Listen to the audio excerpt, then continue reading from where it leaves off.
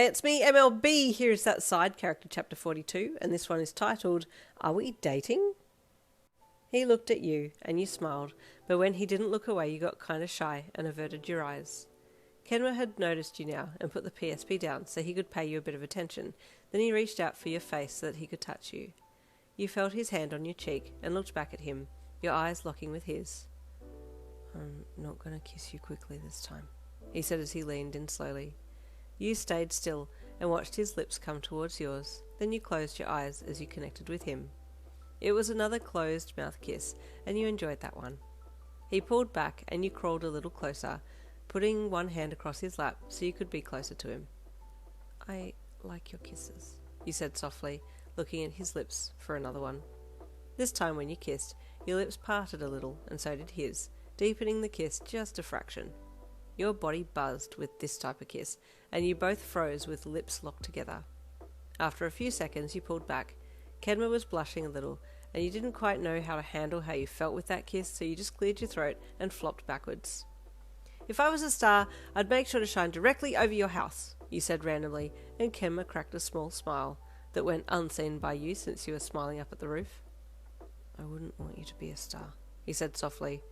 How am I supposed to be close to you when you're a star? Oh my god, that's so sweet. It's sweet in the weirdest way. You chuckled internally to yourself. You were going to reply him, but by the time you looked up over your body, down to your feet to say something to him, he was playing his game again. You sighed happily and lay back, and then shut your eyes. Unbeknownst to you, you fell fast asleep. You hadn't realised it yet. You thought you were just daydreaming, but you had completely left mentally, and your body had checked out of consciousness. The next time you woke, it was morning, and you roused quickly and sat up. There was a blanket over you, even though Kenma's bed blanket was under you, and he was still sitting at the end of the bed, playing his PSP, but he had a blanket around his shoulders. Hey, sorry, I fell asleep, you apologised as you sat up.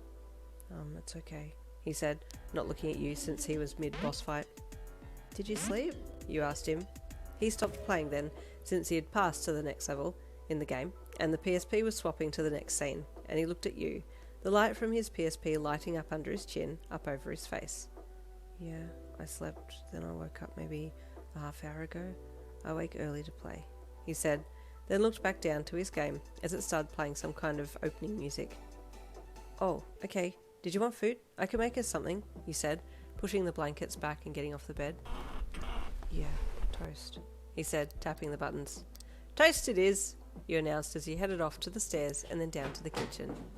It was while you were there in the kitchen, happily playing housewife, that you realised that when you confessed to Kenma, he hadn't actually replied and told you he liked you back, and nothing had been said about you both being officially official. You had kissed, so that was a great sign, but you just wanted to make sure that things were really real. After making the food, you headed back up to the bedroom and sat the plate down on the bed. Hey, random question, but are we, dating now? Kenma looked at you. Yes, he replied. Oh, okay. I just wanted to check because we never said anything about girlfriend and boyfriend, so you know. We kissed, though, he said, mildly confused. Yeah, I know, but I don't know. I've never had this happen before, so I'm not sure what the next steps are, you said with an embarrassed chuckle. This is my first time too, but you said you like me, and I like you, so I thought that was it, he replied. I guess it doesn't need to be complicated, huh? You said with a smile as you picked up your food and took a bite.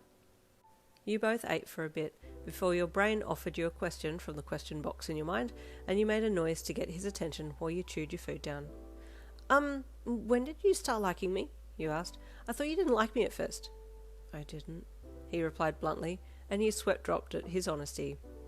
I'm not really one to be drawn to people who talk a lot. I guess I like quiet.